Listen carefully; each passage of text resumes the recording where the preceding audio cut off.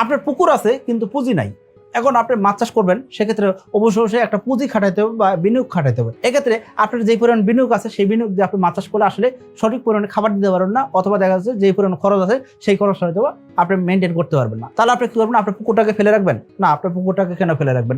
আপনি আপনার পুকুরটাকে সঠিকভাবে কাজে লাগাতে চাইলে আপনার 3টা টিপস মেনটেন করতে পারেন। সেই 3টা টিপস কি সেটা আমরা জানার চেষ্টা করবো। তো চলুন শুরু করা যাক। প্রথম যে টিপস সেটা কি, আপনি কি করতে পারেন? আপনার পুকুরে তেলাপিয়া মাছের নার্সারি করতে পারেন। তেলাপিয়া মাছের নার্সারি করে আপনি কি করবেন? পার্শ্ববর্তী কোনো খামারের কাছে আপনি পোনা বিক্রি করতে পারেন।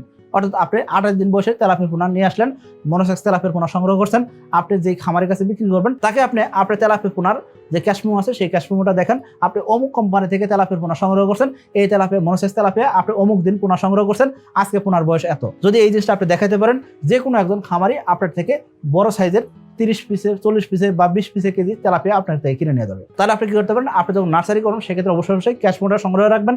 ক্যাশ মেমোটা আপনি দেখাবেন যে আপনি অমুক জায়গা থেকে পোনা সংগ্রহ করছেন, এই তারিখে পোনা সংগ্রহ করছেন, পোনার বয়স এত, আপনি মাছ চাষে দেন, ইনশাআল্লাহ আশা করা যায় মাছ চাষে আপনি সফল হতে পারবেন। দ্বিতীয় যে কাজটা আপনি করতে পারেন সেটা কি, রেনু চাষ করতে পারেন। রেনু চাষ করতে গেলে তেমন একটা কিন্তু খরচ নাই, আপনাকে একটু টেকনিক জানতে হবে, একটু নিয়ম কারণ জানতে হবে এবং পদ্ধতিগতভাবে মাছ চাষটা করতে হবে, তাহলে আপনি সঠিক পরিমাণে রেনু টিকাতে পারবেন। আর সঠিক পরিমাণে রেনু টিকলে ইনশাআল্লাহ আশা করা যায় যদি আপনি 1 কেজি রেনু কিনে নিয়ে এসে 1 লক্ষ পিস পোনা বানাইতে পারেন, এর ভিতরে যদি 70 থেকে 80% মাছ ভালো মাছ পান, এই 70,000 থেকে 80,000 মাছ যদি আপনি কোনো খামারের কাছে যদি 1 টাকা পিসও বিক্রি করতে পারেন, সেক্ষেত্রে 70,000 টাকা। যদি আপনি আরো কম দামে বিক্রি করেন, তারপর দেখবেন কি আপনার একটা ভালো একটা লাভ থাকতেছে, মাত্র 1 মাসের ভিতরে কিন্তু রেনুটা পোনা হয়ে যায়। কিন্তু আমরা পদ্ধতিগতভাবে রেনু চাষটা করি না বা আমরা শিখতে চাই না, যার কারণে আমাদের পুকুরগুলো ফেলে রাখি আর আমরা দোষ দিতে থাকি আমার পুকুর আছে কিন্তু পুঁজির অভাবে আমরা কিছু করতে পারি না বা পুঁজির অভাবে জিনিসটাকে আমরা কোনো কাজে লাগাইতে পারতেছি না। তৃতীয় যে কাজটা আপনি করতে পারেন সেটা কি, আপনার যদি একাধিক পুকুর থাকে সেক্ষেত্রে আপনি পুকুরটা লিজ দিতে পারেন, লিজ দিয়েও কিন্তু ভালো ইনকাম করা যায়। চতুর্থ যে কাজটা আপনি করতে পারেন সেটা কি, সাকিব এগ্রোটেক প্রাইভেট লিমিটেড কোম্পানির সাথে আপনি এমওইউ করতে পারেন। অর্থাৎ আপনি চুক্তি করতে পারেন যে আপনার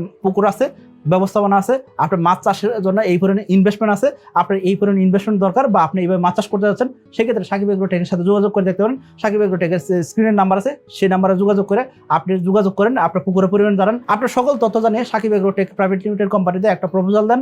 ইনশাআল্লাহ আশা করবো সাকিব এগ্রোটেক আপনাকে নিরাশ করবে না। সাকিব এগ্রোটেকের সাথে কমিটেড হয়ে আপনি যদি খামার করতে পারেন, সেক্ষেত্রে বলবো আমরা ইনশাআল্লাহ আপনাকে সফল করার দায়িত্ব নিয়ে নেব।